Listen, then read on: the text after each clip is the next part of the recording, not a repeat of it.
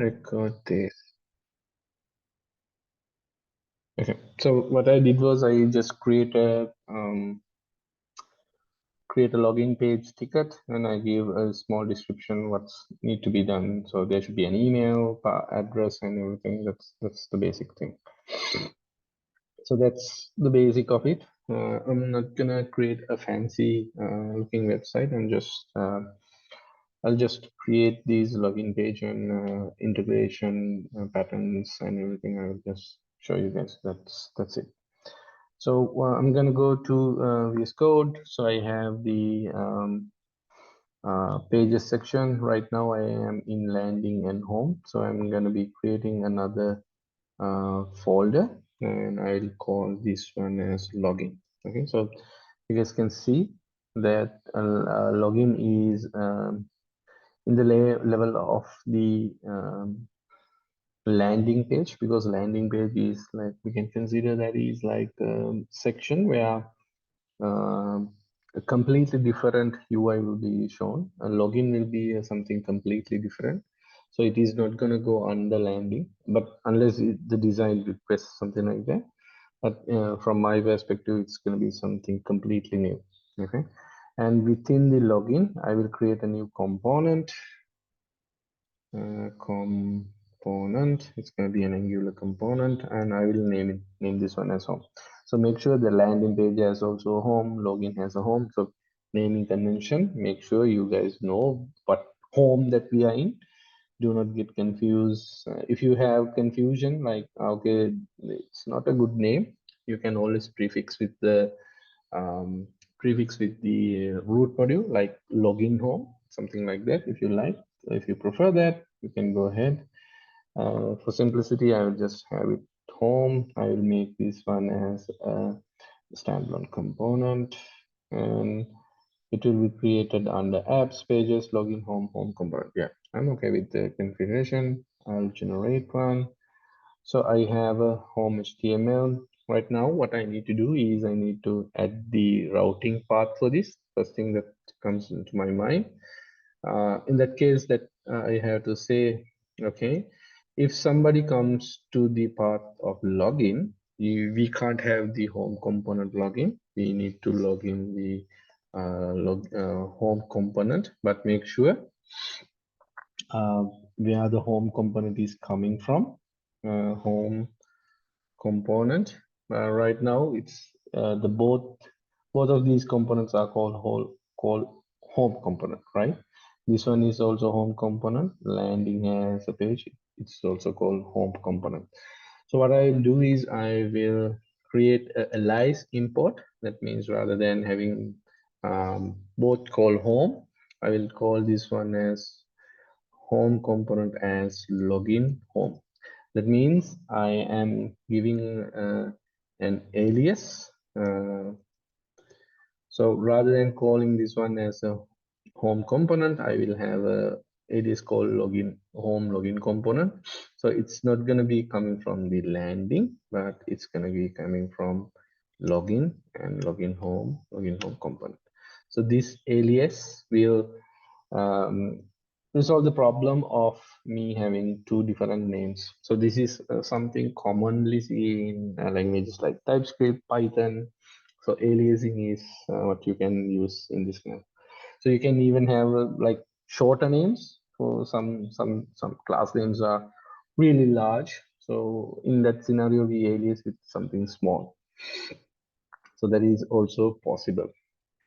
So if I go to my route, and if I hit login URL, now you guys can see homeworks. It's just going to say homework. Right now, what I'm going to do is I'm going to create a very simple home page. I'm going to style it a little bit so you guys can see. I'm going to say display flex. Justify content center line items, and it's going to be also in center. So everything will be within the center of the app. So we will see something nice. So I will create a div, and I will have an h1 saying login, and I will have input. and it will be type of email. Okay, and I'll have an input type of password. Okay, really simple one. So I have a login, email, and password. To make more beautiful, or at least viewable, I will name this as login form, or I can make it an ID. That's fine. Login home, name it like that, and it's gonna be display gonna be flex, and flex direction will be column. So everything is going one after another, something like this. Okay, so this is like the minimalist login form. Okay, I'm expecting you guys to style this. You guys can have a separate ticket. Okay, go for it. That's the intention of this module. I'm not gonna do everything for you guys. You guys bring your creativity, have a login form, and do the rest. And probably I need to get the values. So I'm going to use reactive form modules, and I will create a form group, which so I can grab the values. It's going to be a new form group, and it's going to have an email, new form controller, and I will have a password, and it's going to be a new form control, and I will bind these values. So I will use the binding form control. Can use the normal binding form control name. Name is going to be email, and the password is going to be form control name, and it's going to be password. So I am binding the control names. This one is called email. This one is called password, which represent this email and password. So I'm going to need another button. Okay, and I will say on click, I'll say on login function. So that I will call upon this login function. On login, I'll just simply console log the values with the form group dot value. So I just basically, once a user has input something, I'll just print it. The button should have some text. I'll simply say login. Okay, I'll go to console. Okay, I need to do the form binding as well. So everything in here will be within a form. You can complete that, convert in the div, and I will have a binding to the form group, and I'll name the form group. So I'm binding the form group to this one. So the form is binded there. We have already covered that, so that's what I'm just going very fast. So email, I can say anything, and password will be nothing to see. But if I hit enter, it seems to be password is not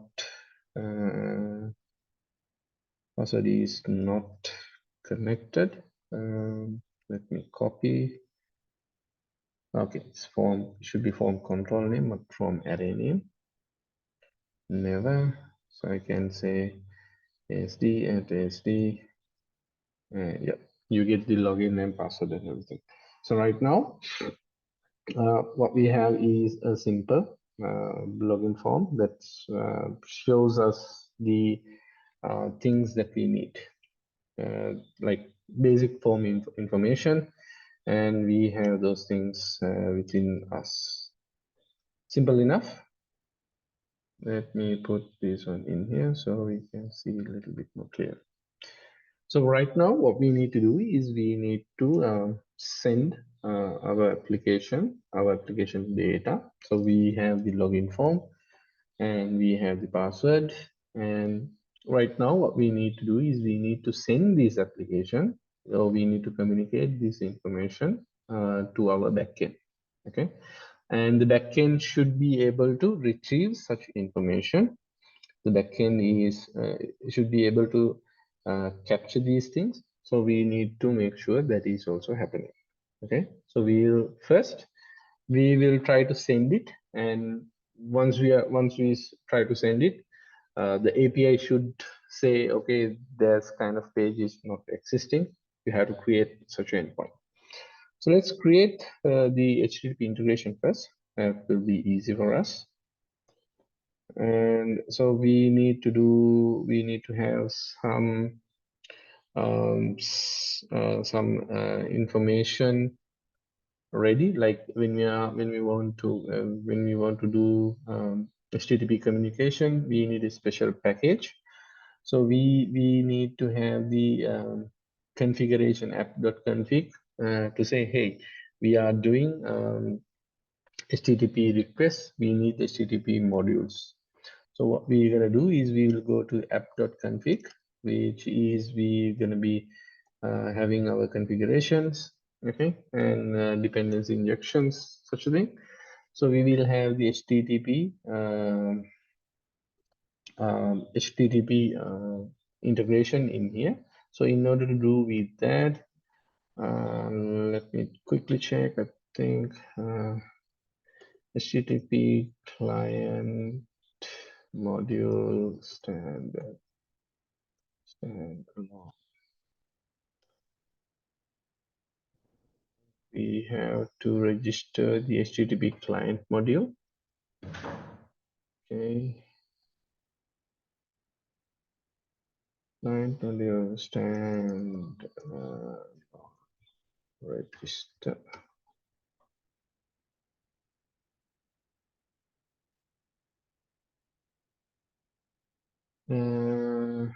Okay, import provider from HTTP client module. This is the magic word we are looking for. So in order to register that, we need to have this line of code. So we need to say, okay, we are interested in doing HTTP communication.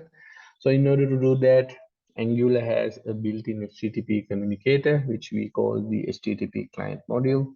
So we need to register this module within our application. Otherwise, we sometimes develop application that does not need HTTP communication at all. It's going to be a very simple one. So in order to incorporate HTTP calls separately, what we will do is we have to register this module. So how we're going to do that within standalone modules? We have to use this import provider from, which is coming from Angular core, and we need to import HTTP client module, which is coming from the import is should be somewhere around Angular common HTTP. So this is the place. So by defining this module, by defining this line of code, we are saying, okay, within our application, we'll be doing HTTP calls. So help us to do by providing or by injecting HTTP client module to the whole application. Okay, we can use HTTP client module as what we call something in component level, but that is like something um, against what we will what we will see. We'll see the importance having a single instance of HTTP client later on. Right now, we'll have HTTP client for the whole application. Okay, so this is how we're going to do that. So the module itself is providing the uh, providing the things, but it does not mean that we can do communication. This is like simply saying, hey, we need HTTP clients, we need to do HTTP calls, grant us the modules. That's it. Okay, it's the HTTP call itself we should be doing ourselves.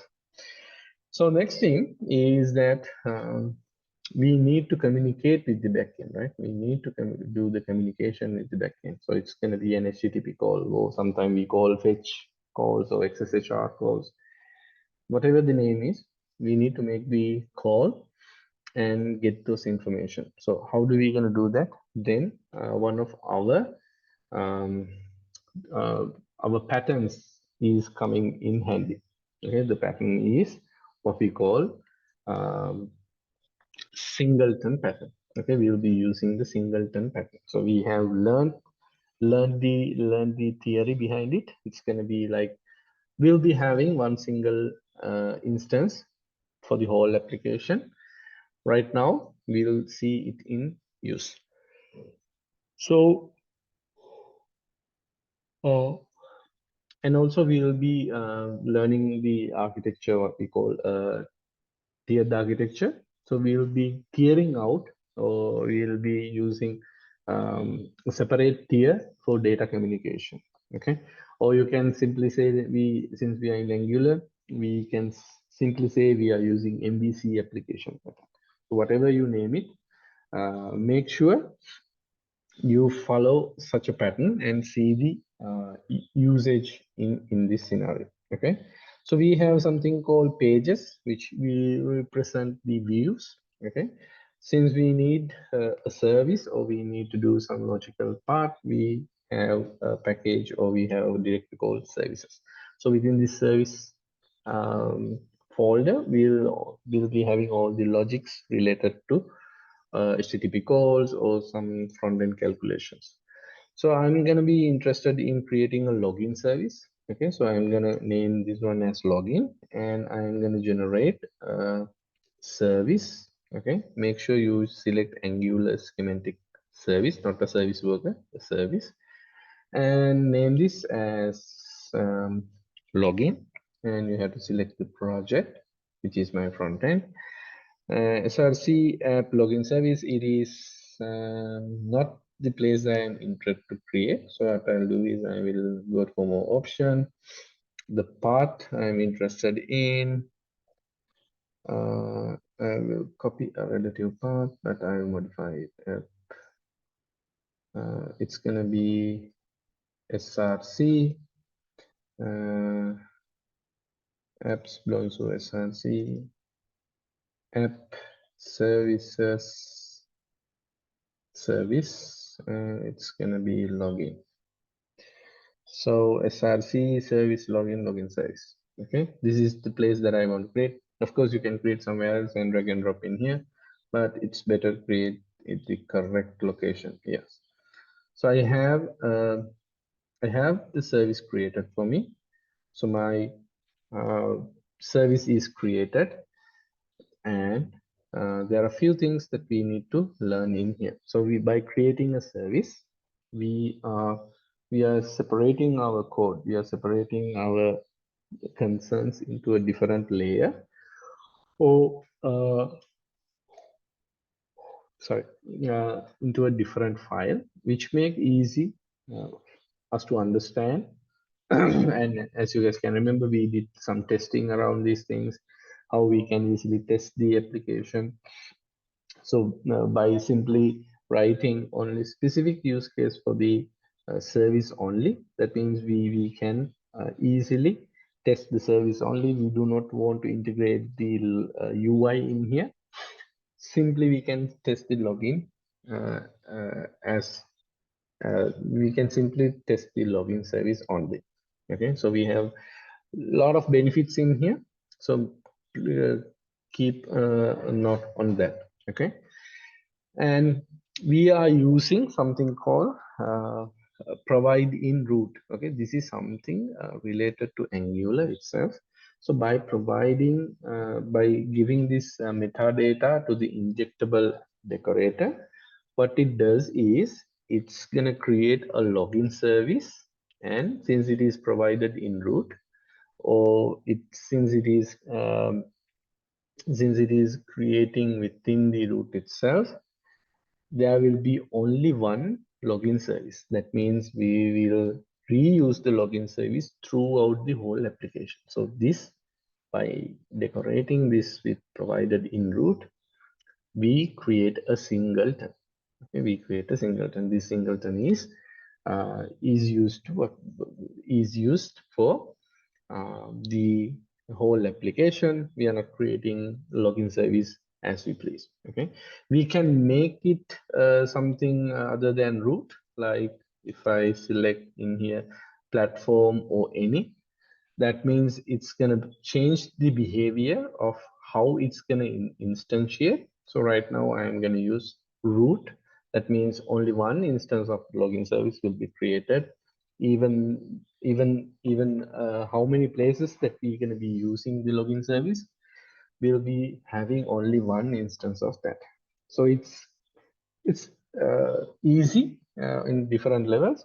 So we don't have to worry about creating multiple copies, and we don't have to worry about destroying these resources and so on and so forth. We have this login service as expected within our application as a one single copy. Okay, so within login service, we have separated our logics from UI layer to a different data layer. So we are following the MVC pattern. The next thing is that we need to do the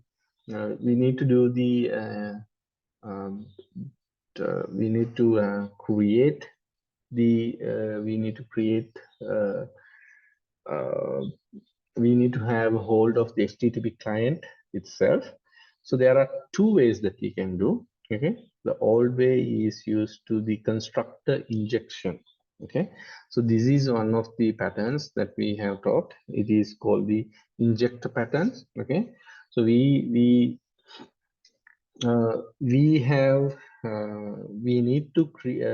to have hold of the HTTP client. Okay, so we registered. Okay, we are saying within this application, within the application thing, we are saying that okay, we will be using a HTTP client module. Okay, it's the module. That means we are saying we will be using this one. Then this is the place that we're going to use it. Earlier on, it is the definition only that we have declared it that we're going to be using. In here, we are actually going to use it. So we're going to use the HTTP client by injecting to our service. Okay, so how we're going to do that? There are two ways that we can do right now. We can do the constructor based injection, or we can use the injector keyword. Okay, based on the frameworks or based on your language, on different programming patterns, this might be a little bit different. The way this is going to be a little bit different, but the injection pattern, the constructor based injection or field based injection, is going to be common throughout any platform as long as they are supported. Okay, not all the frameworks or platforms will be supporting, but these are the two patterns that you guys can use within Angular itself. Okay, so we have frameworks like Spring Boot, which also support constructor based injection, field based injection. So, and there is annotation based injections as well. As I mentioned, the injections can be done in different ways based on the framework and everything. Right now, what we are interested in doing simple constructor based injection. So I'm going to define the HTTP module, HTTP client, and the type is going to be HTTP client. So this is a one way that we can inject the HTTP client. Okay, this is not the module itself. This is the real deal. This is the client that will be doing the HTTP calls. So this is one way, as I mentioned earlier, the constructor-based injection, or we can do the field-based injection. Simply HTTP client, and I can use this special function called inject, which is coming from Angular core itself, and I can say HTTP client, the class name that I need to be injected.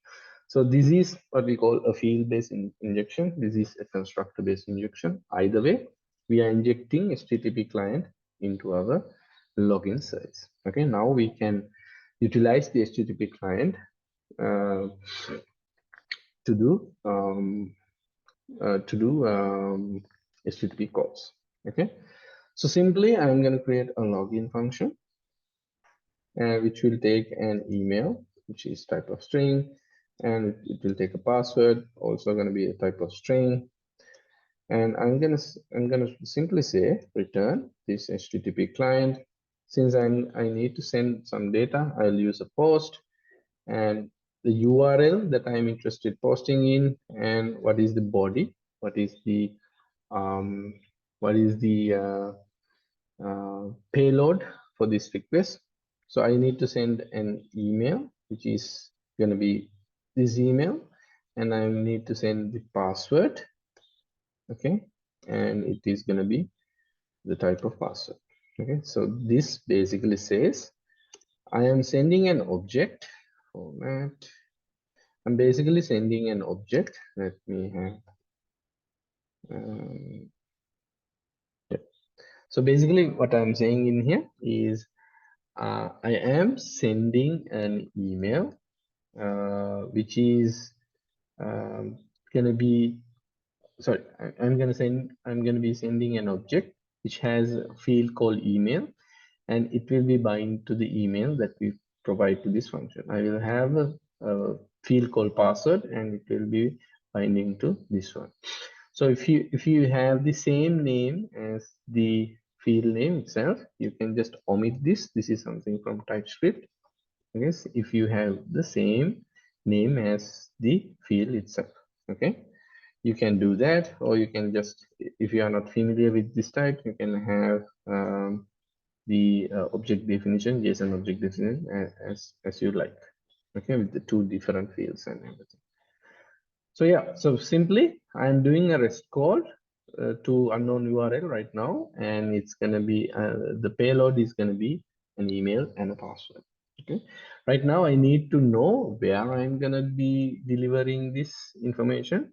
So I have my backend right now. It's not running, so I'll run it by nx bloonsu/API. So it will fire up my API, and it is going to be running on port localhost port 3000 API. So I'm going to be posting this one, and I'll have a separate login URL which I will send the information. Okay, so this is the URL that I need to send, and this is the payload that I'm going to send. So right now I have a login service which will be able to send the email and the password. Right now, I need this is the service. This is the business logic layer of it. What I need to do is I need to inject, or I need to use this within my component itself. So I have the login home component right around here. So how I am gonna use this service that I have created, the login service. So as mentioned earlier, two ways. Either I can do with constructor-based injection or field-based injection. So I'm gonna stick with inject what we call the field-based injection. That's like gonna be the new way that Angular at least gonna be sticking with.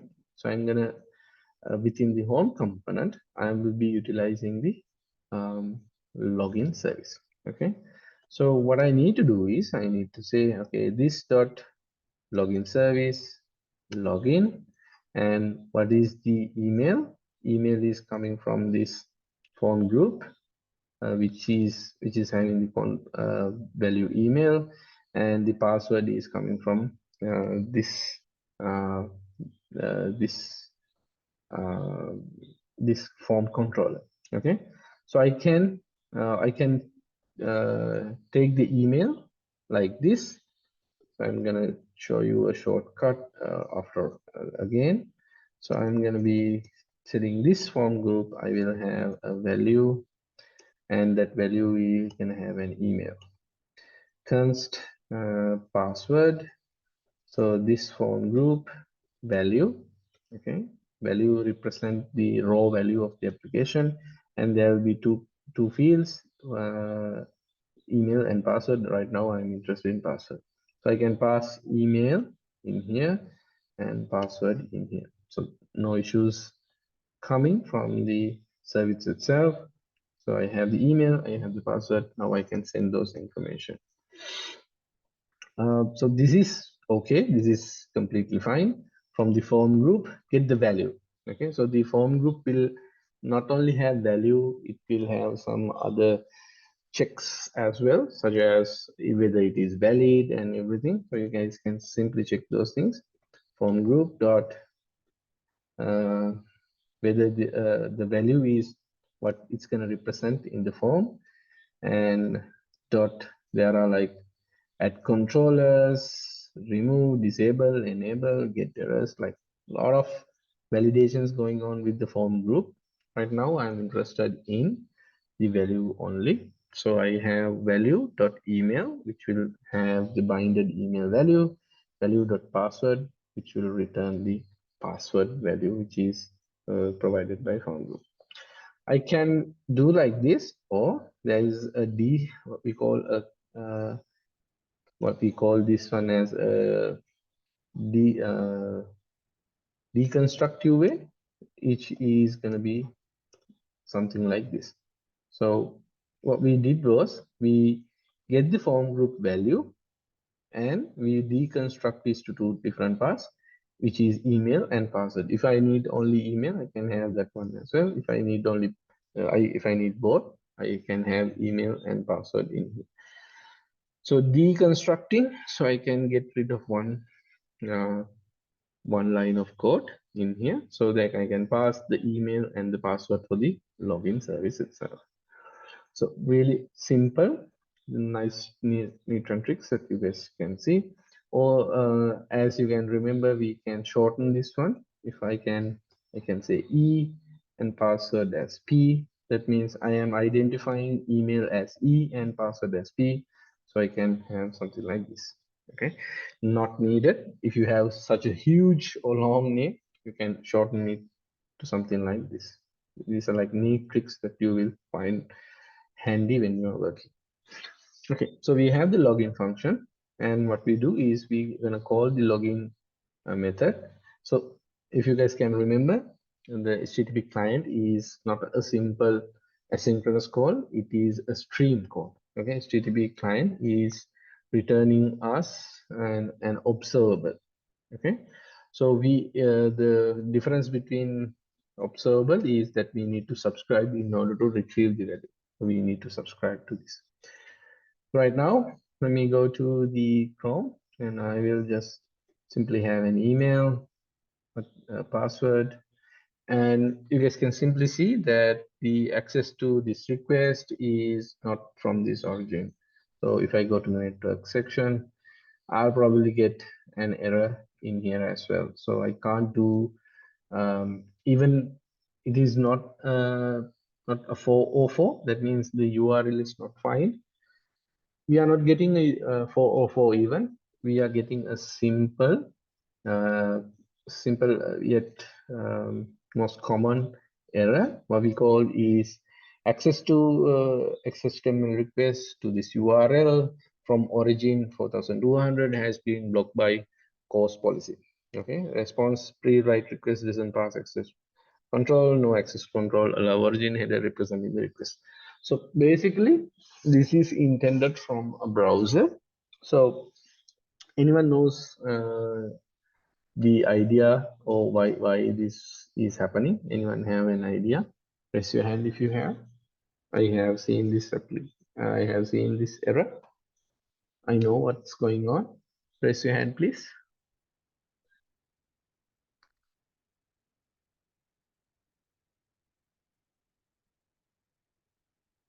Any idea?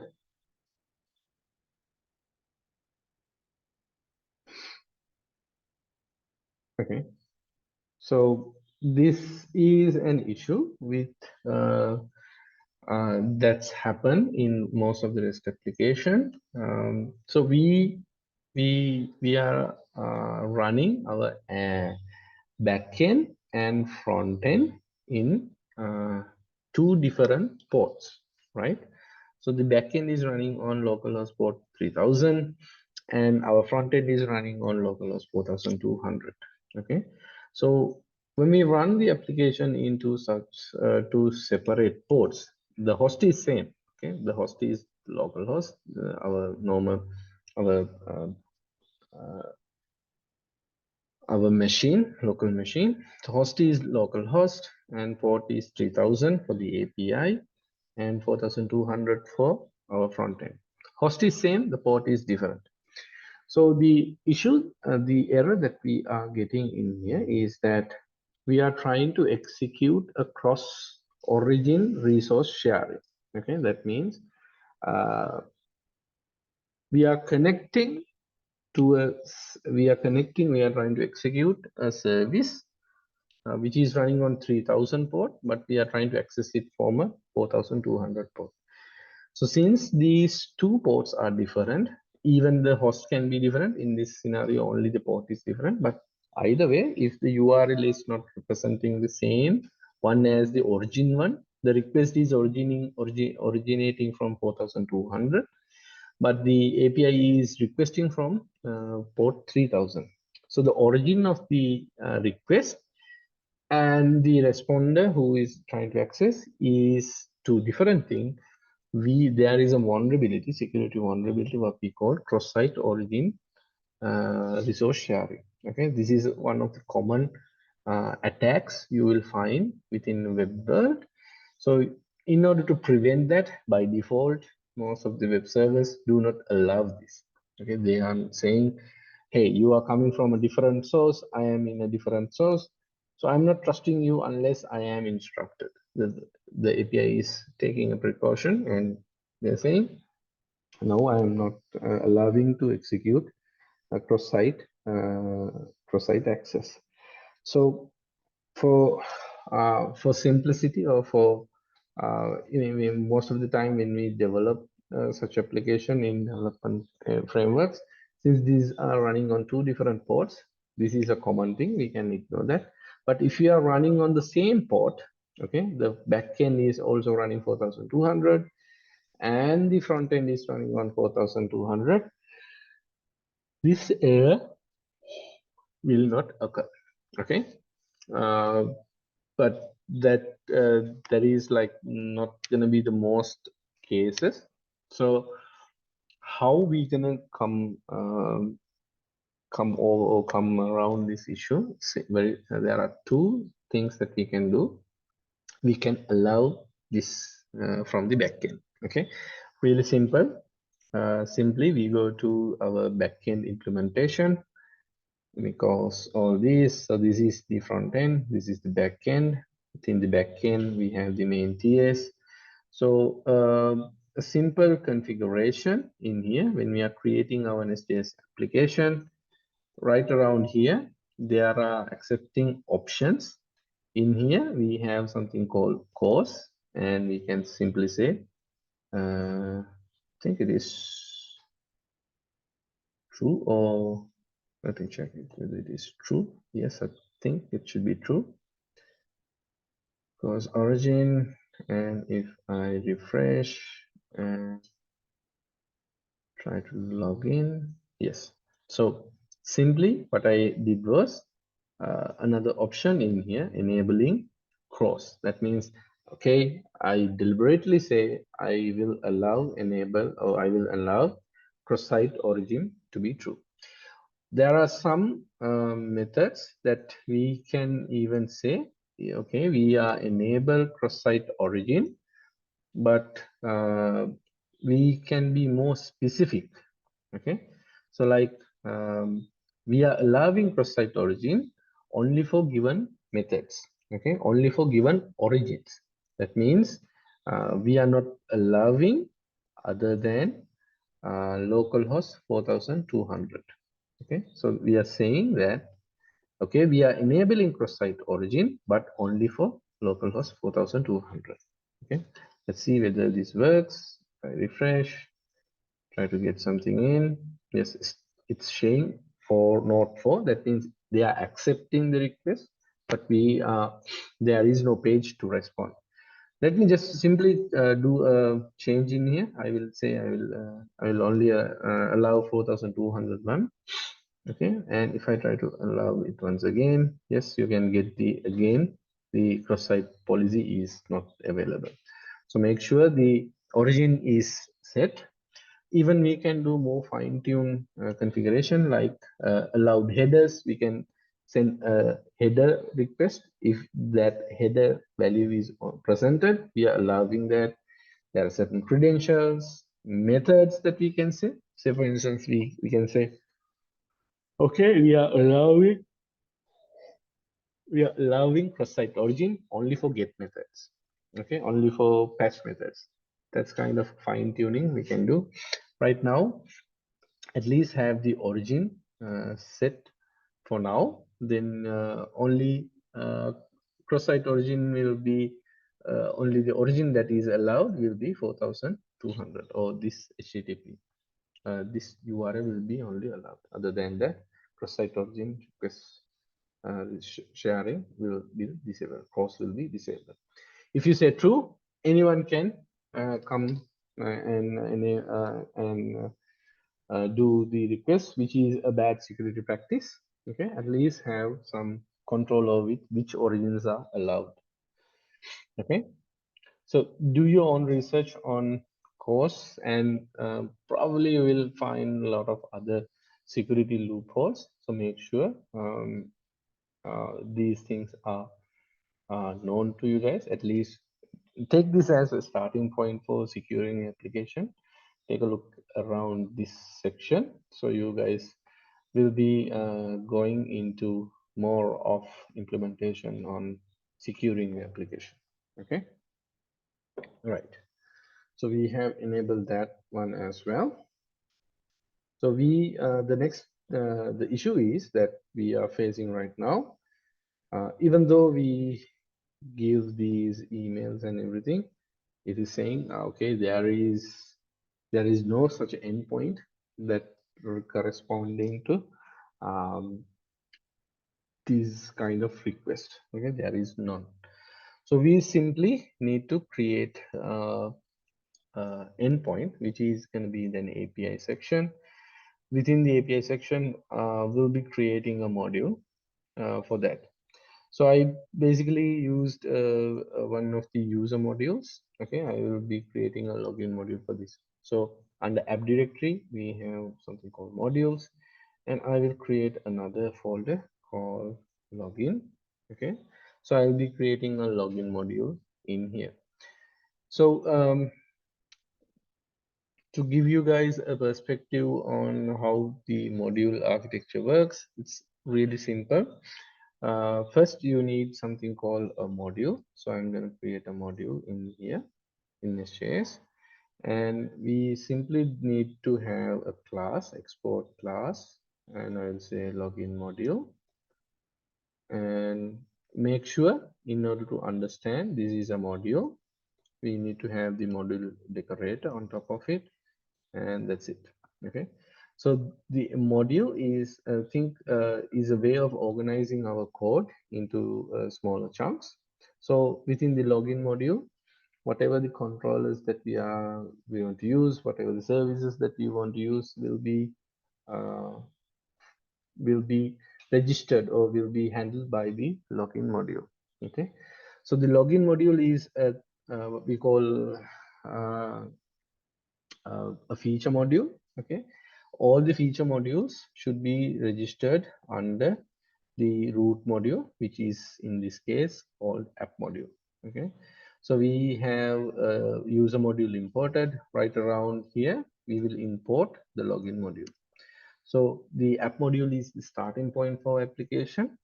So when the application start, or when the application bootstrap, we are importing a module called user module as well as a login module. So the login module is registered when we are logging the application. So you guys, if you go to the backend and right around the logs, you can see the login module has dependency initialize, app module initialize, user module initialize. In that way, we know, okay, this module is now recognized from the Nest.js itself. So module is, as I mentioned earlier, is like a place where we can hold other resources, such as services, controllers, and everything, which is something similar that you guys have. If you guys can remember, if you did the NT architecture, we have controllers and we have services. Same thing goes in here. So within this module, within this login module, I will create a folder called controllers, and I will have a login.controller.ts, and it's going to be a class again, and I will say this login controller. And in order to name this, or in order to make this one identifiable from the Nest.js itself, we have to decorate it to the um, controller annotation. Okay, and I will be having a single post method. If you guys can remember from the front end, I will be posting API login endpoint. So that will be handled by this method. Okay, so in order to give the method the type, the REST type, I will annotate with login, and I need to pass the body. Okay, I need to capture the body what it is sending. So if I go to network request, network, and if I click on the login, and if I look at the payload, right now I am sending the email and password. Okay, I'm getting a no not found. So I can have a body annotation, so I can capture the body which is sending. Right now I'm gonna have it as any, but as TypeScript you should probably do a typing like email of typing string and password of type string. Okay, we will see how we can share this code later on, code sharing section. Right now the login method will be a post. Okay, and it will be entailed with the login URL. That means API login. If that endpoint is called and the method is a post, this method will be responsible for replying or responding back. Okay, so the body in here represent the payload that we are sending from the front end, and the payload will contain an email and a password. You can simply console log and see whether it is correct. Okay, and let's do that right now. From the front end, I'll just zoom out, otherwise it's not visible. I'll do a login. Okay, sorry, one thing I forgot. So the controller is within the application, but this controller is not recognized unless you registered it within a module. Okay, so within the module metadata, there is a special called controllers, and it's an array, so we can define our controller there. Right now, the controller is registered to the login module. The login controller will be recognized within the module. The login module is registered in app module. So you guys get the idea, the hierarchy. The login module have the definition of all the modules, and what are the controllers it's support. It's going to be the login controller. So the login controller will have an endpoint which will respond to a post request, and the endpoint will be login, and the login will have a body, email, and a password. You'll just simply paste it in here, save it all, and hit login once again. Yes, you guys can see it is not giving a 404. The earlier one it was 404, that means not found. Right now it is giving us 201, that is the default status code that we are getting when we create something. Right now we do not get any preview, but if you look at the console here, you can see the printed values are showing in here. So the password, the values that we are sending from our front end is received to our backend. Okay, and now what we need to do is we need to execute the logics and create a the second part of this is to create what we call a JWT authentication service, and we need to authenticate the user to come up with the JWT token. Okay, I'll I'll leave that part up to you guys as assignment. It's a huge task. And how we gonna do such a thing? Simple. As I mentioned earlier, we do not do, the controller is responsible for accepting requests, getting the payload and everything. any business logic that we need to do, we will provide it to a service. Okay, so within the login module, I'll create what we call a service. I will within login module, sorry, services. Okay, and what is this service? It's going to be a login dot service dot ps. As usual, export class login service.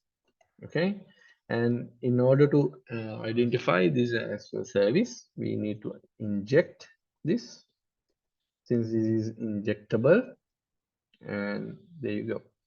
So if you guys can remember, we use Spring Boot. In Spring Boot, we have a annotation called service. In TypeScript, within this Nest.js framework, we have something called injectable decorator. So as always, the login service should be registered within the module, but not under controls, but as a provider. Okay.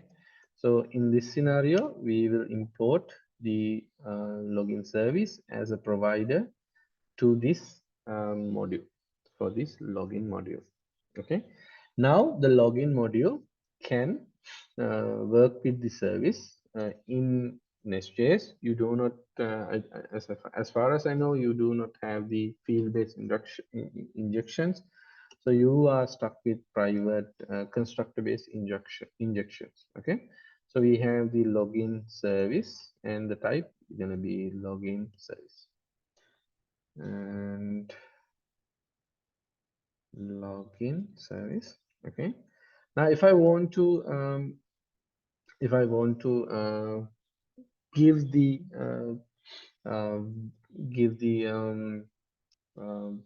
values that I need to do, or the logical implementation, I just simply say this dot login service or login, and I can pass the body around here. So I do not have a method in here. What I do is I will use the IntelliJ help, so IntelliJ help, and declare method login. And you guys can see it is already created a method for me. Okay. Now within the login method, I will write implement JWT token. Okay. So it's a good practice if you have something to do, have it as a to do. Okay, that means there is certain things that we need to do in this section. Right now it is the implementation of JWT token. Right now it is like critical point for application, but you guys can come here and do the implementation in here. So it should return a JWT token once we do the login with the username and the password. Okay, so we have the module. Within the module, we have a service, and we have the controller. So controller knows about the login service, since they are in the same module.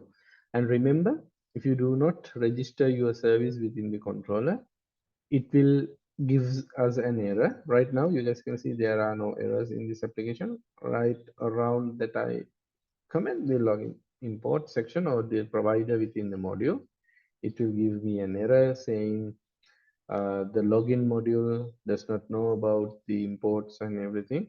Simple, basically it's saying the login controller have this service called login service, but they do not know how to communicate or how to inject.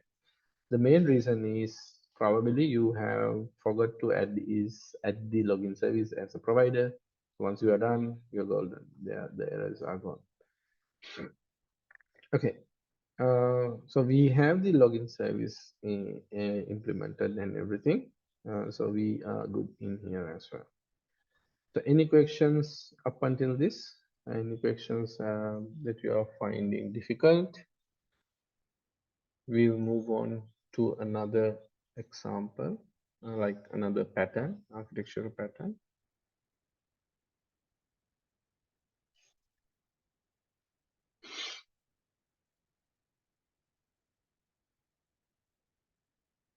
You can ask any questions, guys. There are like no stupid questions.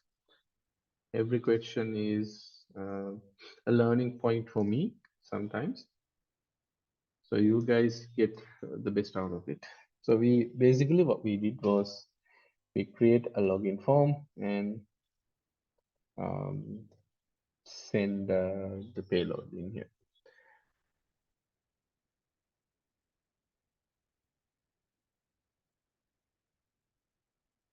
Okay.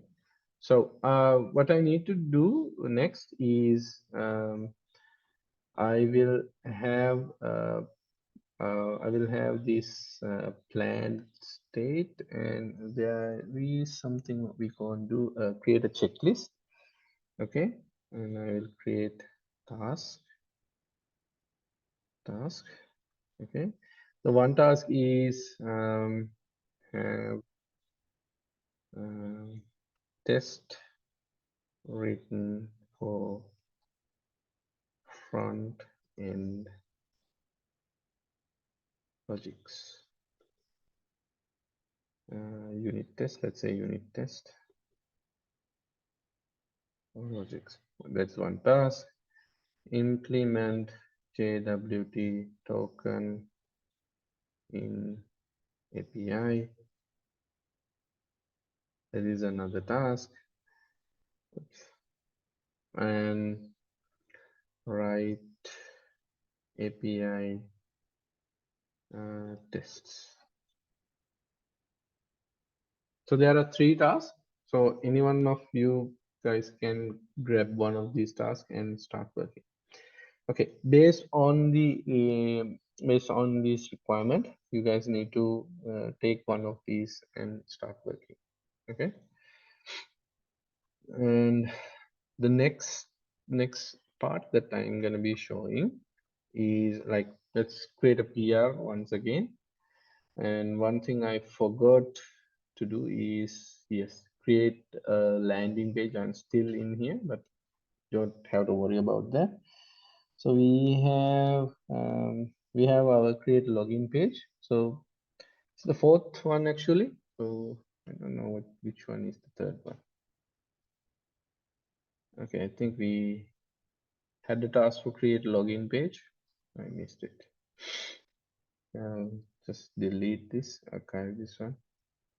So we have this.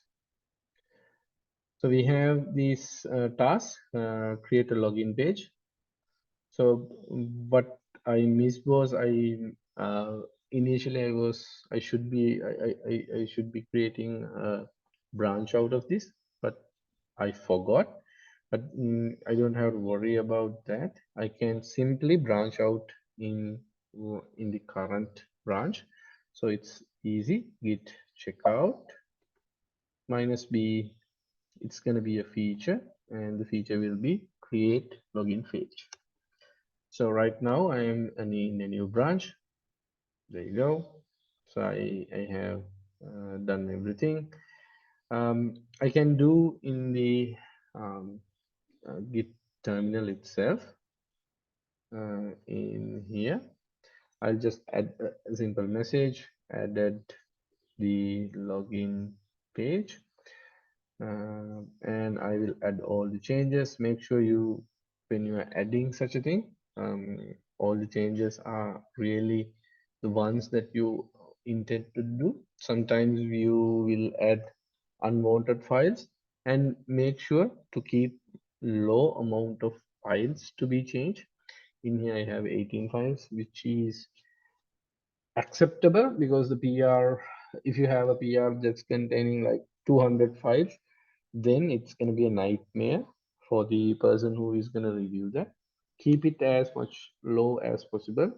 My recommendation would be like 10 files maximum, because when we are reviewing the files, when we are reviewing the code, say for instance I have found an issue. Okay, if I have found an issue, what will happen is I need to give the issues I need to do a full review on 200 files, and I have to give reviews on each and every file. And for some reason, you guys did some mistake. I need some changes to be done, and I will add comments on 4 or 5 files. Okay, so you guys will correct that. But the problem is sometimes we forget what are the files that we did the comment. Then again, when we are reviewing, we need to review all the files once again. Okay, so again, we have to find 200 files or 400 files that made the change. So it will be fairly easy for the person who is reviewing to have less number of files, so the attention will be within, focus will be within few files. Okay, and do smaller changes at a time. Do not do like 200 300 lines of changes within one file. It's also sometimes feel not easy, but there, of course, there are sometimes it is not like avoidable. If it is the same case, if it's a huge change, sometimes it happen. But keep in mind to have low amount of files within your PR and low amount of code changes as much as possible. Okay, so I have staged my changes and I have committed and I'll push my branch. So once I have pushed it, okay, I think I get permission denied. I forget to add the SSH key. Let me add in another terminal SSH add within my home. I have SSH and okay. I think I should be able to push now. Okay, create it.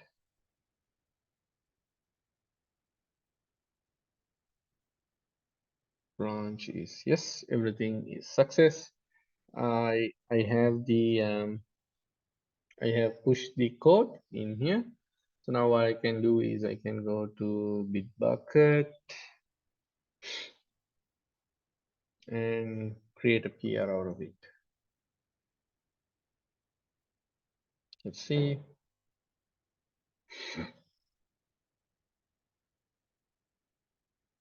All right. So go to pull request. I'm going to be creating a new pull request. And what is the branch that I am the current branch actually I was working on? Feature 4, create a login page. And I will first put this in my development branch. Okay. And this is the changes that I have done. Make sure you have done all the changes correctly. Okay, all for me it seems all good, and I will have a reviewer if I have. Most of the time one of your seniors or one of the leads that you guys have within the organization, or sometimes a colleague, and I will create a pull request out of this. Okay, so once the pull request is created, everything looks fine. If I have any comments, I can add it in here. Maybe I can explicitly say, okay, these things need to be changed. This coding style is not suitable. To change that, any reviews that you guys can give can be given in here. Once the reviews are done, we can move on, and the PR will be updated every time you do a change request. And once it is done, I can approve. And probably sometimes if it is a huge organization, um, it's not going to be one reviewer who is doing the review. There will be like few people. Uh, Few people's approval is needed. Say for instance, alone I can't accept the huge code changes. So I will say, okay, I need at least 2 people's approval in order to merge the change. So if something comes up, 2 people need to give their approval. Once the approval is given, I can merge this code into the development branch. Okay, that is most of the time. You guys need to get the approval. Once the approvals are done, the merging part is done by the developer itself. Sometimes, if it is an urgent matter, sometimes some leads, what they do is, okay, I find the let's say we need two approvals to be done.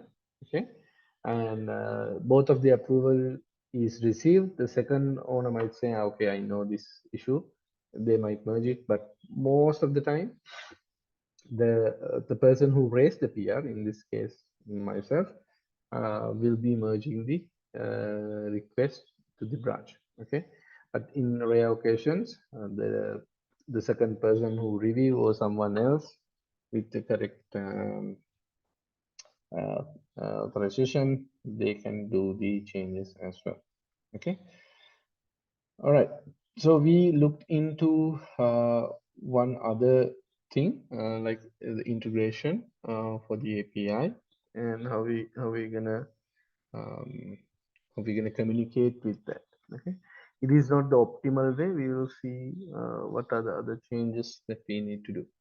Okay, next thing that I want you to guys do is go to the Trello board right now. Okay, and based on the requirement document we had, uh, take uh, take what you think you can work on. Let's put it on the plan section, and we will assign it to users. Okay, so create issues. One issue should be created at least by one person. So here is like 18 people. All of you need to uh, create a planned ticket that you will be contributing to this application. Okay, so we have a lot of things we talked here and there. What are the requirements? So based on those requirements, let's create some tickets. Then we will discuss as a team, and we will do some other brainstorming sessions, and we will also look in a few things like if we are doing some scrum session or something like that, we will look into that one as well. Right now, first you need to create some tickets. Okay, I think we have the let me check. The invitation is sent for you guys within the WhatsApp chat, so you can check that out as well. The documentation, or the requirement documents also within the same. Mm,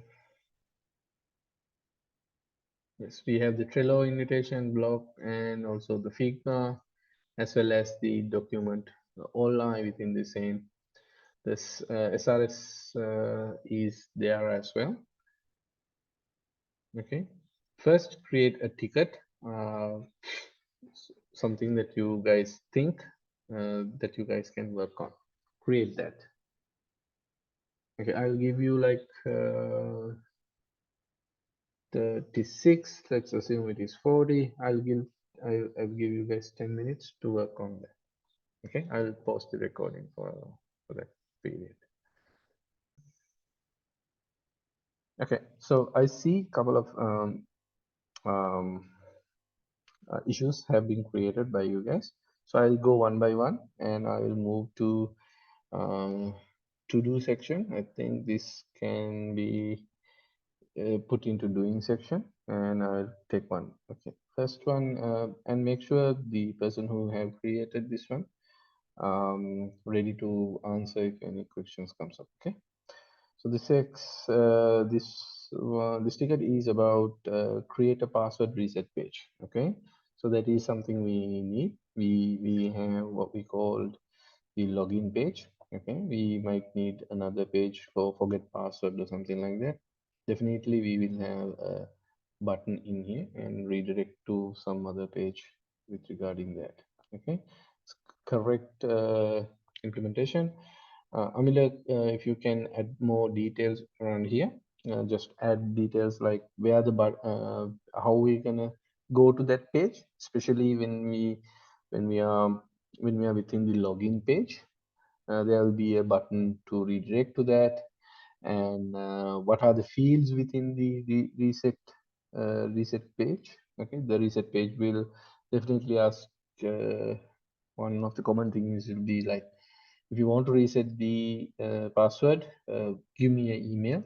Okay, once the email is provided, you will be sent with an email with having the email password URL, and once you click on it, you will be redirected to the browser, and there will be a section where you need to confirm the password, enter the password and the confirm password. So that description should be here, Mila.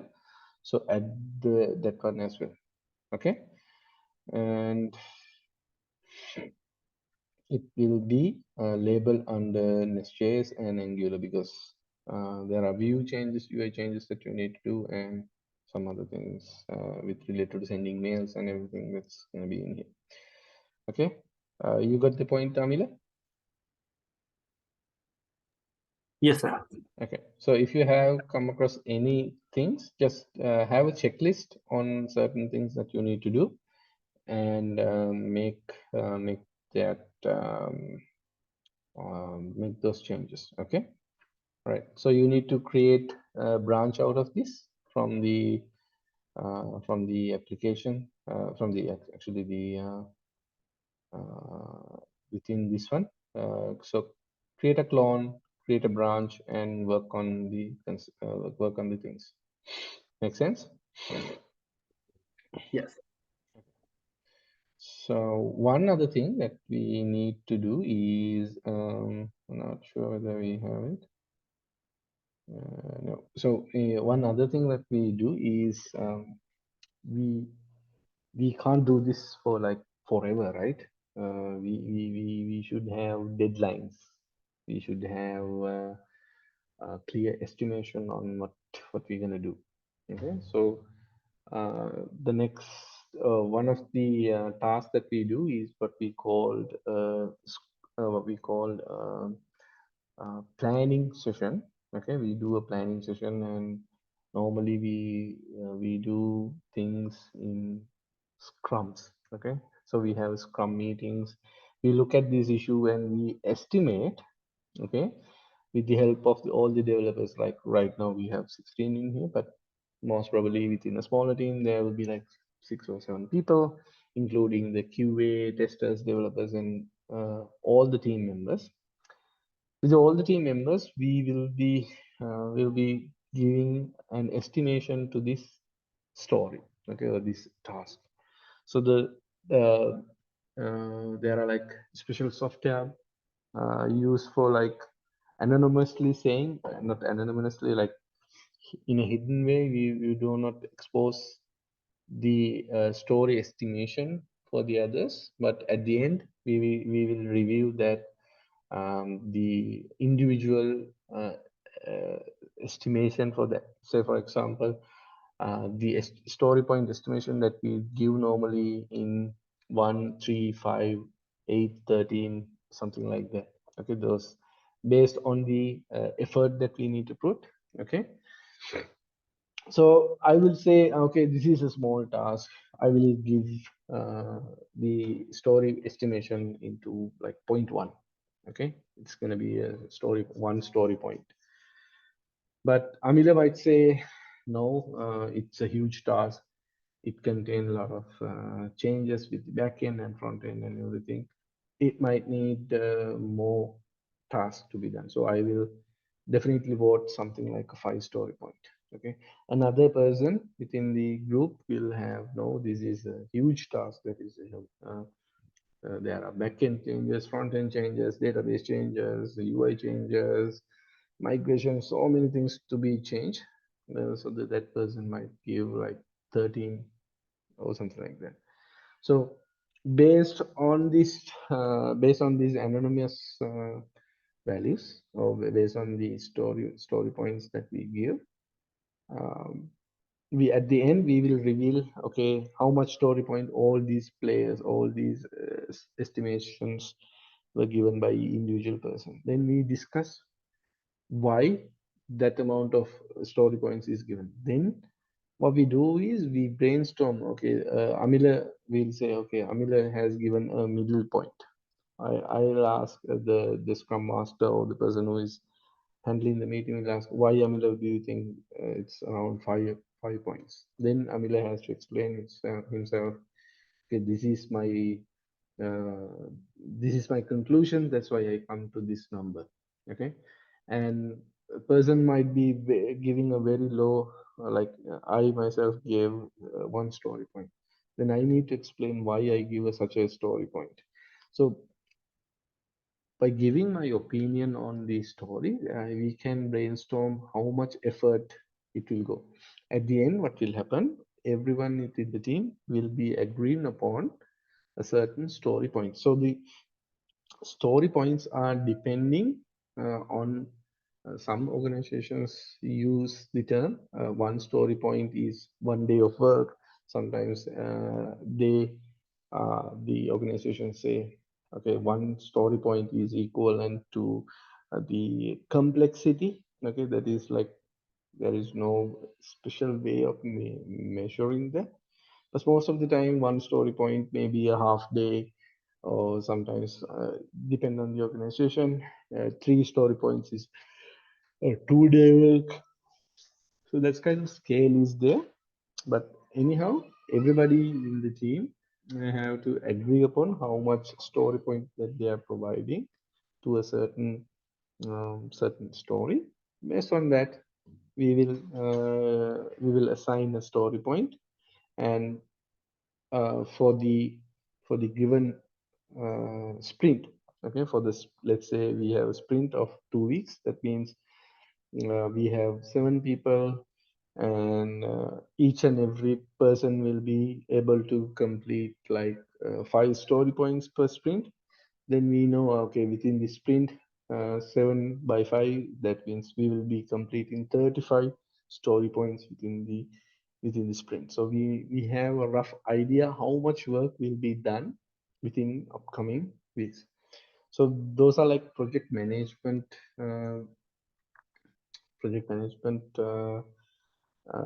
practices in a nutshell. There are a lot of things, but in nutshell, that is like the sprint way of doing things. Okay, right now I'm not gonna assign any story points on this because you guys need much more knowledge um, on estimating, and you guys should have a better understanding of the programming language, sorry, system, and so on and so forth. But as soon as you guys get the idea how the story points and everything works, we will assign, okay, this is going to be an 8 story point, and we will assign a due date.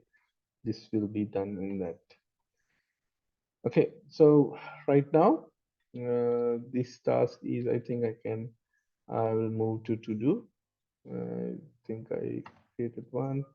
Next thing, next one is become a host option UI. So that means there's a button that we can become a host. I think this one. So the next thing that we're gonna do is, okay, Hiruni.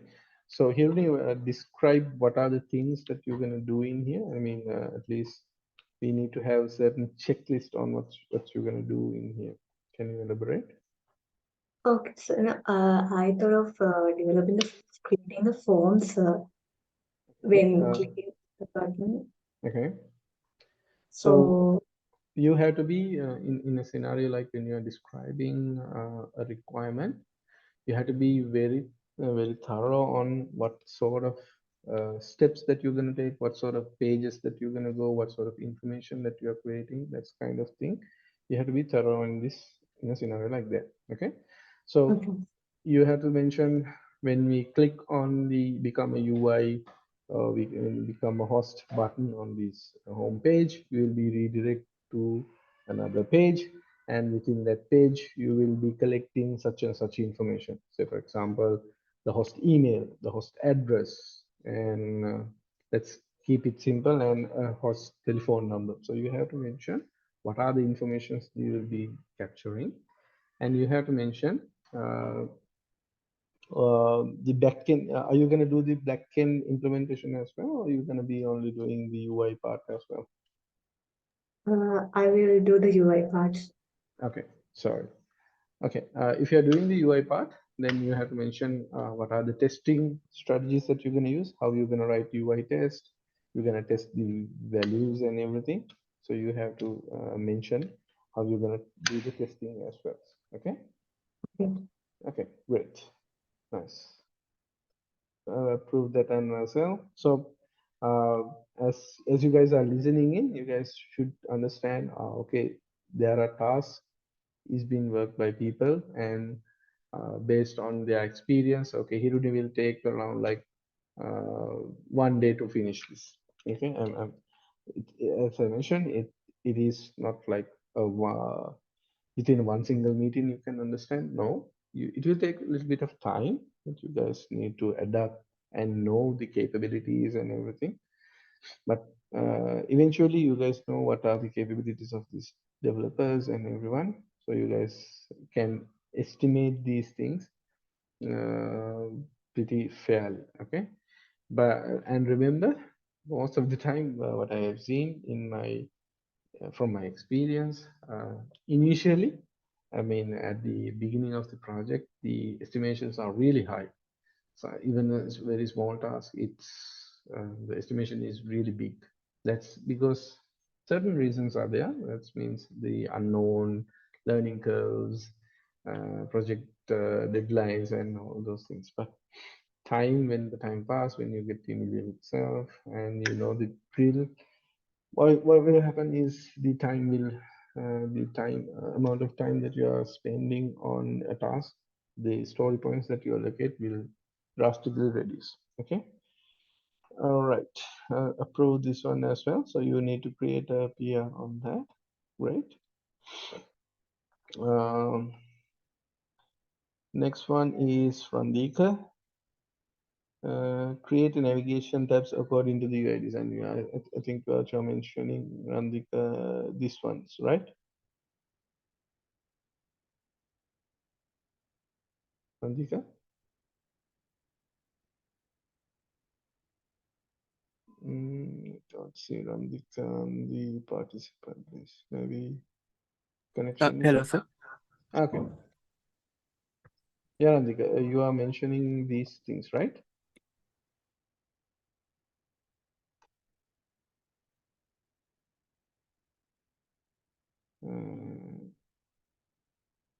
I'm not sure I can hear Randika. But anyhow, when you're creating Randika, make sure you create pages for these things as well, the navigation as well. So if you click hotels, go in the hotel page. When you click flights, go in the flight page. At least have the navigation working on. Okay, when you click on the rooms, you have to go to rooms, flats, villas, and everything. The navigation should work. Okay, and you need to do an end-to-end test. I think we have covered end-to-end test. So when you click on it, the pages should load and the navigation works as expected, and have uh, some at least some text over there showing whether the page is working. At least if you say if you go to villa section, villa page works, at least validate that one as well using tests. Okay, make sense? Okay, sir. Okay, sir. Great. So you can't disappoint me, Randika. I am also Randika. That's why. Got it? Yes. Okay. So assign it to your name and also assign the task, the scope is whether it's going to be a front end and back end. Okay. Assign those things as well. Great. Next thing is search UI selection. Sahan, can you like elaborate on that, please?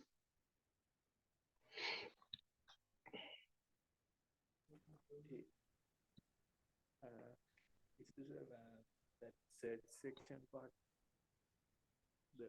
Yes, son. What you mean by search? This section, right? Yes, sir. Okay. So you have to be like give certain information or certain things that you're gonna do. So example in here, search your destination will be a drop down. Okay. So when you not a drop down, what we call those things as an autocomplete. That means when you type in, it will be narrowing down the locations that we have. Say for example, if I say CO, then it should show Colombo and some other locations. If I say M, then it should say Matale, Matar, Mahavila, that's kind of thing. So it's gonna be what we call an autocomplete. So we have to mention, okay, the search section, this will be an autocomplete, and the check-in, check-out, and the number of users that will gonna be. Check-in should be a date picker. Check-out also should be a date picker. And two adults, this is gonna be like a drop down or sometimes an input. Okay, say for instance, two adults, you have to like type into this kind of thing. See something similar like another website, how they handle the number of guests, maybe like two adults, two children, maybe we want to split up to two, depending on that. Two adults, we might need to split into two, okay, adults and children. So you have that kind of things. And the search section. So you guys need to work on what will happen on search. So on search, probably we have to validate everything. That is one thing. Since this is a form, so a destination should be selected. Check-in, check-out date should be selected. Adults and children count should be entered. So that is the validation. The validation should be done before you do the search. That kind of information should be also included. Makes sense? Can't remember who. San, right? Okay. San, you need to write a more comprehensive description on that. Okay. Can you do that for me? Yeah, sure. Okay. Then I'll approve this one as well. Find by categories selection with UI. Okay. So find by categories. What we mentioned in here is find by categories. Okay, this section. So yeah, that is a good point. Sorry, I was working on that. Nilupul, right? So Nilupul, what is your expectation? Implement the web UI design. Okay. What is your task that you're gonna be completing on this section?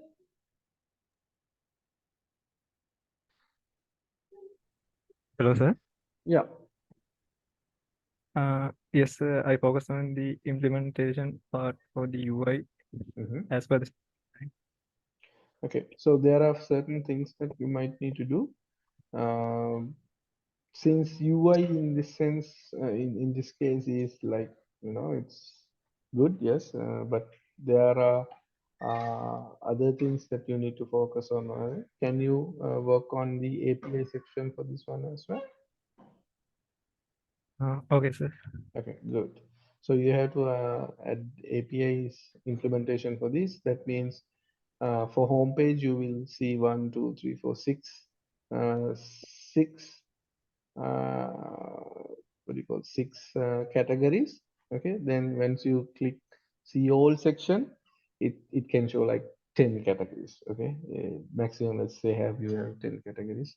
You will have or more than 6, something like that. Show those all categories when you click CO. So probably it will take up to a new page and it will show all the categories. Can you do that for me? Sure, sir. Okay. Update the requirement here, Nilupul, on what you're going to do. Okay. Okay, sir. Thank you, sir.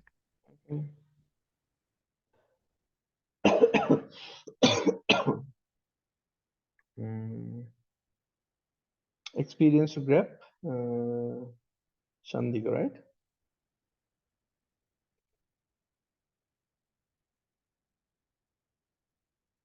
Hello, Chandika.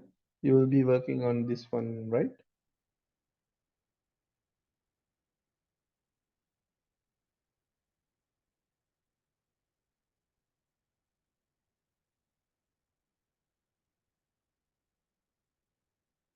Okay, Chandika, you do the same like Nilupul does, like show all these things here. Once you go to CEO, show more options, and you do the backend part as well. Okay, make sure you implement that one as well. Okay, great. Create the inside for. Okay, which one? I can't remember. Inspire from the travel as well, right? So, yeah, I think who's creating that? Tilini. Okay, Tilini, can you explain uh, the issue and what you're going to working on?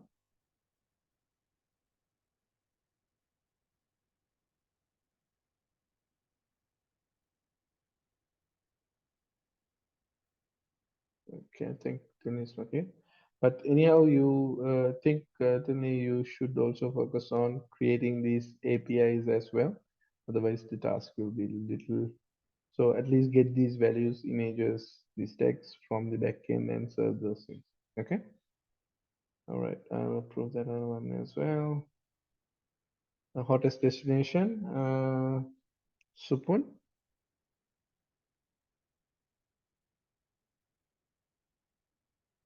Think this one, right? Yeah, Supun, you do the same, like show all six in here. Once you click on see all, take the users to another page and show everything in there, like more than 6 hot destination, maybe 10 or something like that. So we know uh, we have done something, and take the values from the API as well. Okay, create that one as well. Update the description, please. Okay. Alrighty. Okay, so we got some new requirements. So please, the people who have not participate in the board, I think we are like few other missing. Create your ticket in here and give me an update. I will validate and put it in here. Make sure you, as we discussed, have more detail as much as possible, so we can get an idea on what we need to be doing. Okay. All right. Next thing that we will be discussing is like, so we looked into things like creating the backend, but we haven't actually used anything with the uh, database or something like that. So we can't put these information in memory or something like that. We'll probably not use something like a text-based representation that's completely slow. So we'll be incorporating uh, what we call a database. Okay, that is something most commonly used pattern in our application. So we'll be learning few things in here, integrating the database, and what sort of design patterns that we use there, and what sort of mechanisms that we use to get those things working. So probably for uh, for you guys to know, I think you guys know they're like SQL and NoSQL database out there. That is like the common way of having data right now. So we can have SQL database where the information will be stored in table relationships and everything.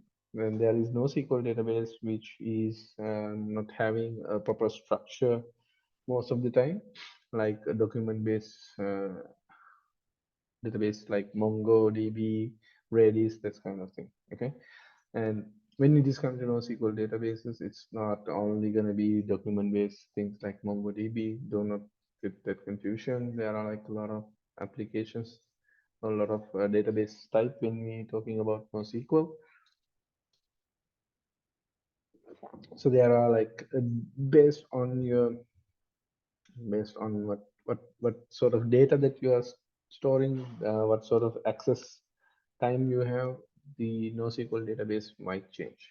Okay, so for example, if you need to have something like really fast access and you don't need you will need something in cache, you will use something like Redis to do that. Okay, if you have a no structural database, you will and you need faster insertion time, then you have options like MongoDB. Okay, depending on your requirement, you will be using a database of your choice. But anyhow, most of the time, the integration of such a database is pretty much similar in any case. Okay, you can use either SQL or NoSQL. Remember, there is no limitations. Okay, when you are developing a MongoDB, when you are developing a Node.js application, you should use always MongoDB to do that. No, there is no such thing. Okay, based on your requirement, based on your things that you need to do, the execution speed and everything, you should probably use the application, the best application approach for this. Okay, so based on your observation, based on what is the requirement that you see in here. So let me summarize what we need. We need a couple of hotels. We need the hotels to have, let's say, owners, and we need to list villas. Okay, and we have if you look at these things, we have destinations, we have offers and discounts, and we need to search destination. There's searching is one of the key points, so we need to check appointments on everything within the application. So based on the it's not like a lot. The requirement is not 100% opaque at this point, but what do you guys think? What sort of database that we should use within this application? Is going to be a SQL database or no SQL database? Give me your reasoning why I would use something like that. As I mentioned, there is no right or wrong answer. It's up to you to justify your use case. Based on that, we will decide what sort of things that we will be using in here. Just you guys need to know what sort of thing and why we will be using that kind of thing. That's it. So what's your take on, guys? Who would use a SQL database in this scenario? I would use a SQL database. Something like Postgres, MySQL, something like that.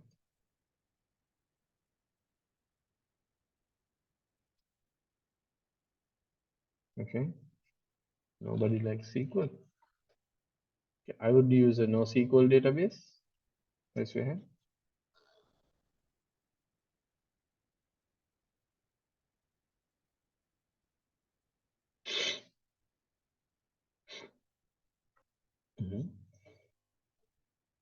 Okay, you guys gonna go with no database? Then nobody is thinking we should have a database. Any other options?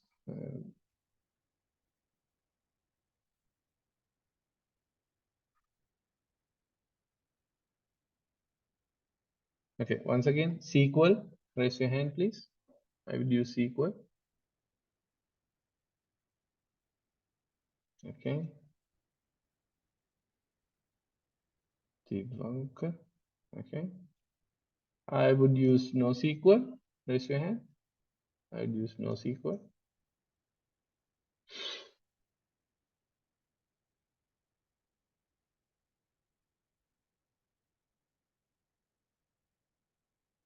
Okay, so yeah, from my observation, like yes, as I mentioned earlier, the SQL or NoSQL, whatever the database that you're using, it's based on the requirement, right? It's based on the requirement that we're going to be using in this scenario. So based on what are the data that we're going to be doing, what are the relationship, whether we have relationship or not, whether we are doing search kind of things and we are using different locations. So any scenario, any case, we have to justify our answer based on the requirement that we see. So you guys can see that there is like we need to make sure we list our things. We need to have categories and everything. So probably there is no right and wrong answer in here. Okay, if you are familiar with SQL, go with SQL database. If you think you can model everything in NoSQL database, you can have NoSQL database in here. Or if you are really good at it, you can use both. Okay, you will use SQL database, um, SQL database for listing the hotels and flights and everything. But when you are looking at the user activities, okay, and the user activities, let's say for example, user has logged in, user has selected this hotel, he went back, he looked into this one.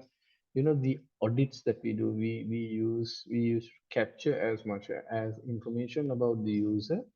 That kind of information we can be sending out to a NoSQL database. Okay, that's why the structured database that we are having will be in a SQL database, and unstructured data, user behaviors, user activities, that kind of things can be sent to a NoSQL database. That is acceptable based on your requirement, based on your thing. We can do that. Okay, nothing is preventing us from that, because as you guys can see, the user information that we are collecting, the user information that we are collecting in this site should not affect the data that we are using to show the hotels, trips and everything. Okay, we can't get those things mixed in. Okay, so if I want if I want to collect user statistic, then I can use the MongoDB and MongoDB alone. My site data regarding hotels, flights, and everything, those will remain same.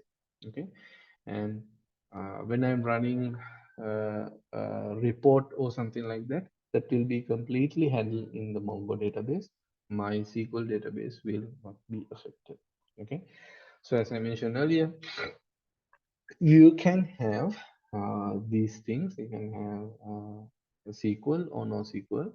It's up to you. You can divide data where things go which database. That is also can be done. Okay.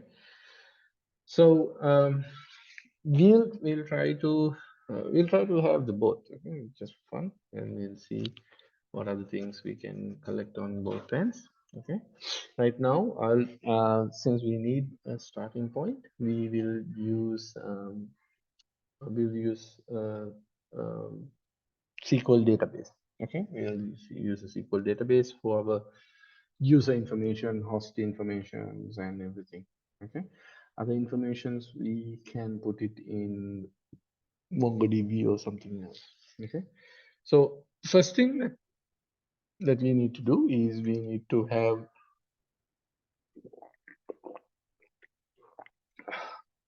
we need to have the database up and running. So either we can install the database server and we can run it there, or you can like run the database in a containerized environment. Okay. So anyone here have heard Tom Docker? I have heard Docker.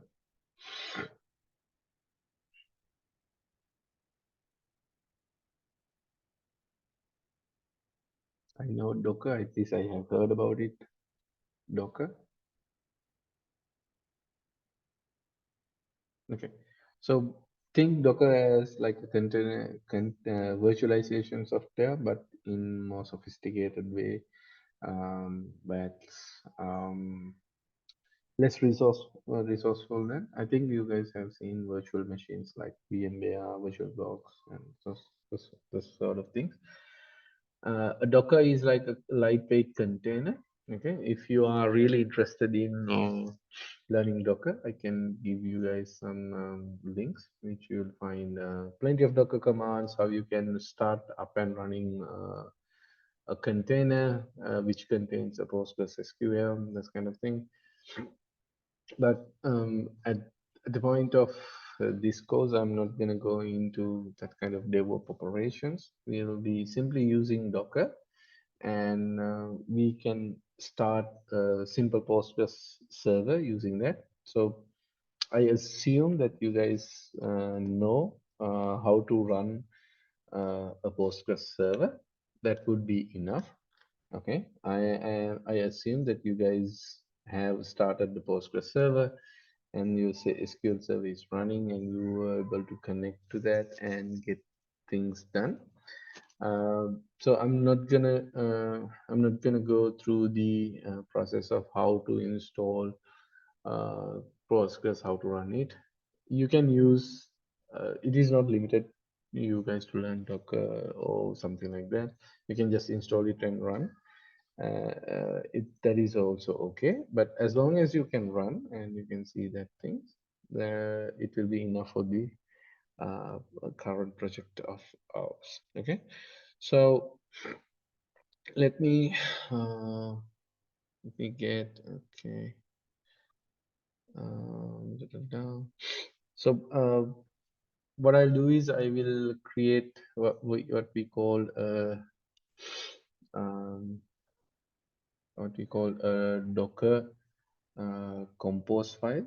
Okay, so if you really don't know these things, that's okay, but think this one is like a definition for the application that we're going to be developing. Okay, so think this is like a file that would help us to up and run a normal Postgres server. Okay, so let me check. Let me get the things I need in here. Copy, paste.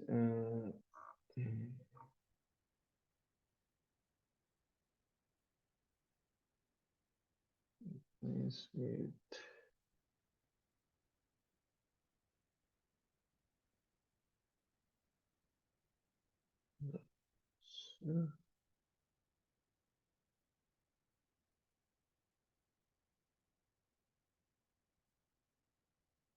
okay, give me a minute, guys. I'm creating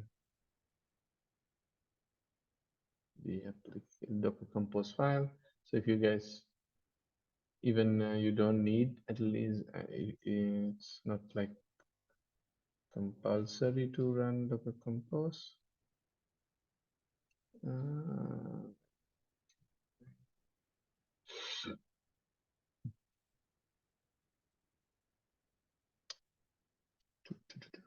mm,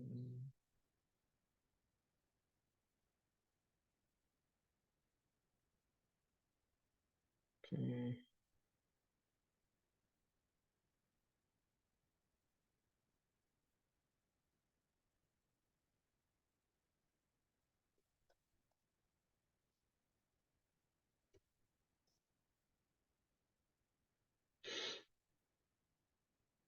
Let me copy and paste. So simply, if you want to look at the Docker Compose, it's simply I'll be using a Postgres server, which will be version 15.4, and I'll be having a database called Keycloak. I will just name the database as DB. Okay, I have a user and I have a password right around here, and I will be using something called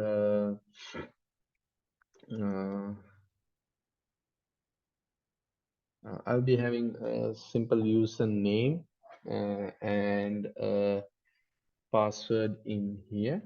Okay, so basically I will be running a simple Docker Compose, and I will have the application running within my local machine, import 2432. Okay, so this is completely optional. If you guys can run it somewhere else, this is okay, but I highly recommend if you guys can run something from Docker, it would make your life way more easier. So I'll go to apps, so API, Docker Compose. Okay, by simply executing. Okay, I think I don't have Docker running.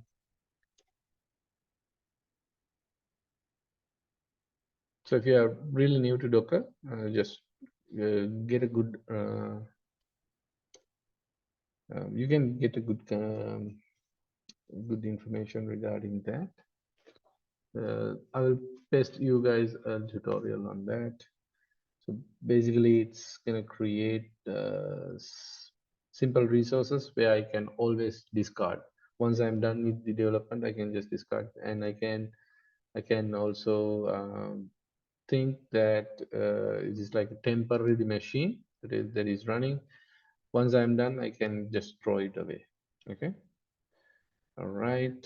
So I think I have the application running. The PG admin is running on localhost port 82, if I'm not mistaken. 84. 84, which is like the database UI that I need to work with. And I have the username and password in here. And we'll copy paste those.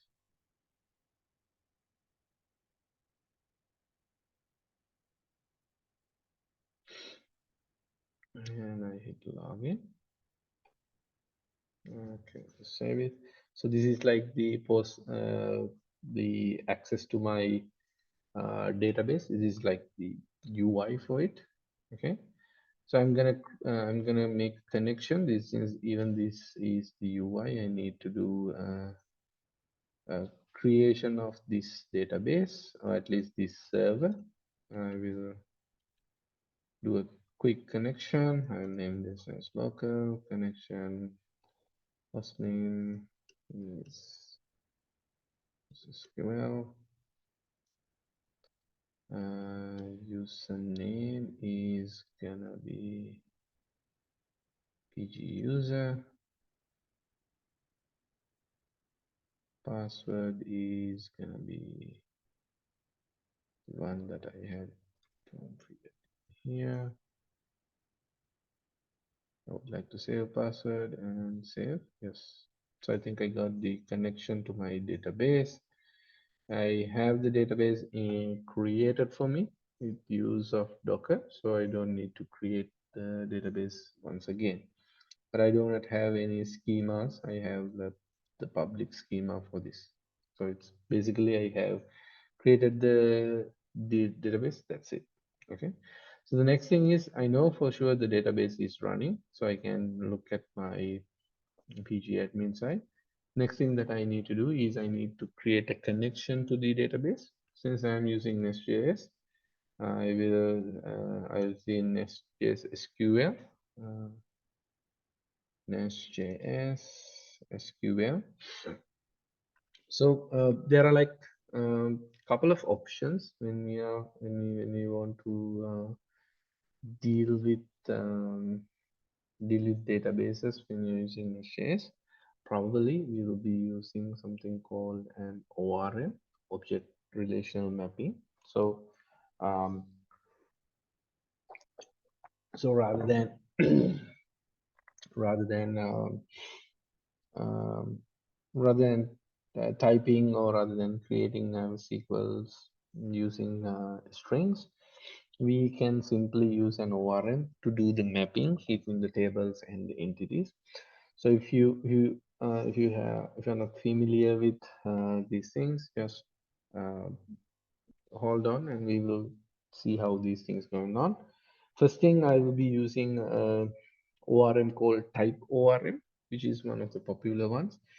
And you need to be sure what is the database that you are using in this scenario. So we'll be using npm Next.js type ORM and type ORM itself and the database that we will be using. So since I am using Postgres, I need to use Postgres Postgres driver. I'm not be using the MySQL, so I'll be using Postgres driver. So how I'm going to do that? npm install type ORM. This is the command, and the Postgres connection will be provided by a package called PG. Okay, so I have to install PG as well. So let's give it some time to install all the dependencies that it needs. Meanwhile, we will do the configuration within our application. Okay, so the type ORM module, which is provided to us, will create a configuration. So within the app module, if you guys can remember, we have the main.ts. Within main.ts, we have app module. So we'll be using type ORM module within our application. And next thing that we need to do is configure the database connection related stuff. Okay. So in the module, you can see that we are registering the type ORM module.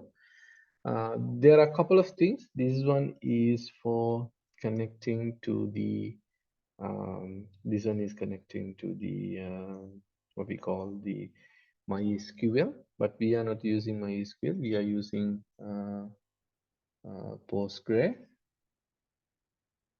Sometimes you might need Postgres.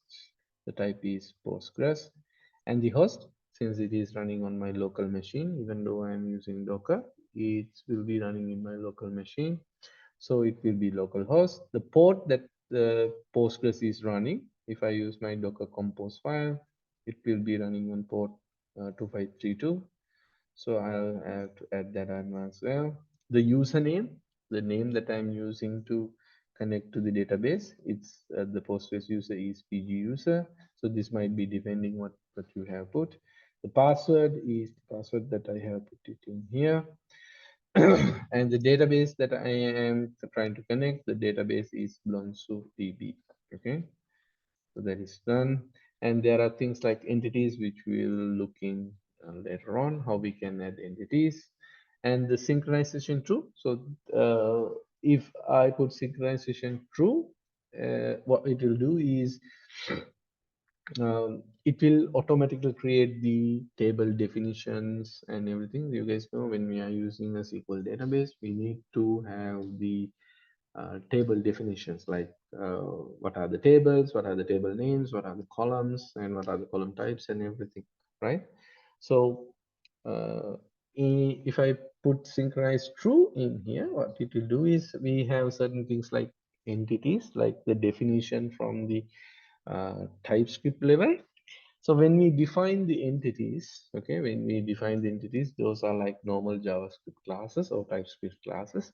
When you define those entities in class level, it will be automatically converted to a table level. So you don't need to write create table queries and everything, it will be automatically created for you. Okay, this is good if you are trying to get into application really speed way. Okay, so you don't have to worry about SQL and everything. But remember, in production, do not use synchronized true. It will change your database in unexpected ways. So we will be covering another session where we will write something called migrations. Okay, when you are using migration, how we can clearly and securely make sure our database is what we define, what we expect. Okay, we will see these things in later on, and how we can leverage migrations on production applications and testing applications. So we'll see those things as well as a final part. Okay, and once we save, you guys can see that we're not seeing any errors at the moment. If we run the application, okay, that's a good sign. But for fun, what we'll do is we will change some configuration in here. Rather than localhost, we will add localhost SSS. Then you guys can see unable to connect to database. That means something is wrong. Okay, so the database connection is not to be made. That means we have done something wrong in here. So if we have everything in place, we should be able to run the application without an issue.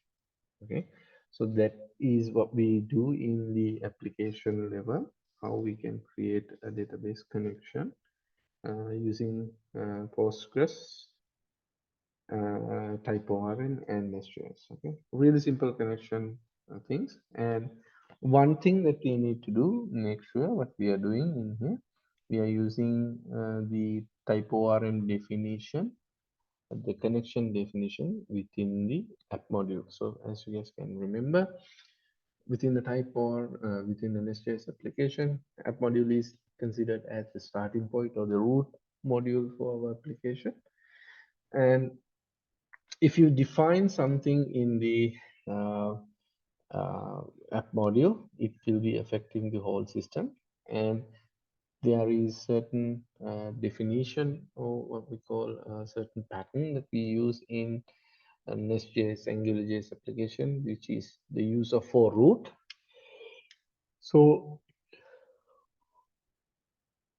sorry, by providing for root, it's automatically creating an instance of type ORM for the root of the application. That means the type ORM database connectivity will be one connection or one connectivity will be used. Why? As I mentioned earlier, database connectivities are really what we call expensive task, expensive memory consuming things.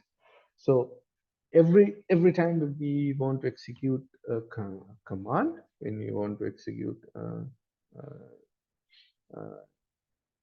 when we want to create some database connections or database queries, we can't always create more and more database connection. First thing is there are most of the time in our database we have connection limitations. Okay, the Postgres, if you look at the database itself, what we have in here, statistics, if I'm not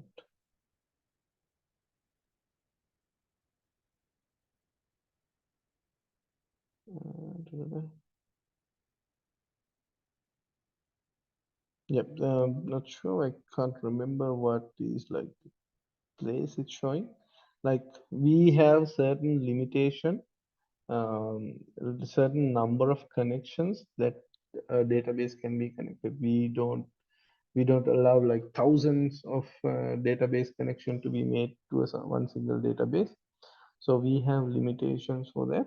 So in order to keep everything nice and clean, we will have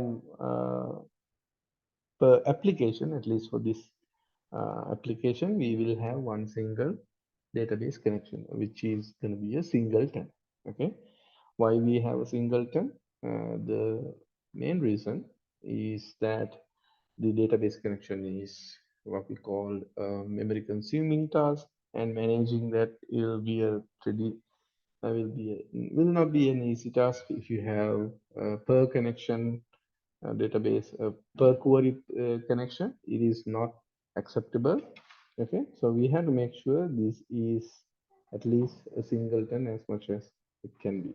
Okay, the connection is singleton, and using this singleton connection, we will execute queries, one single connection for executing all these queries.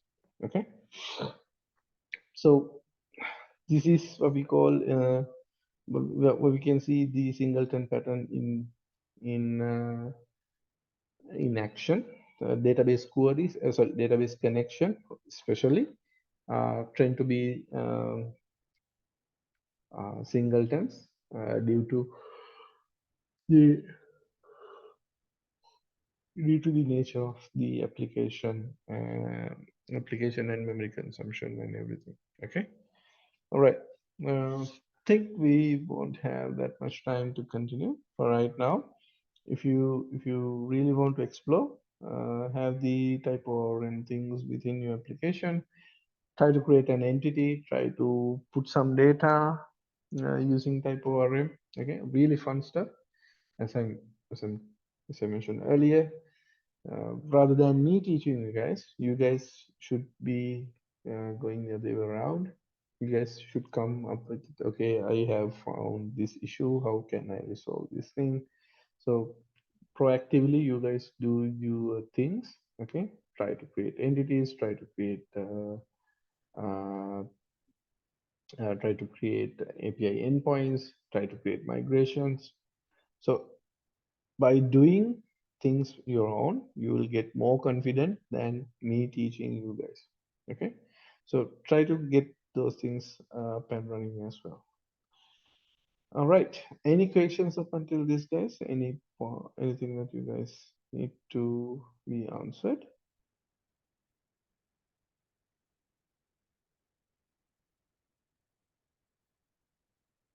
Okay, hope not. I'll stop the recording.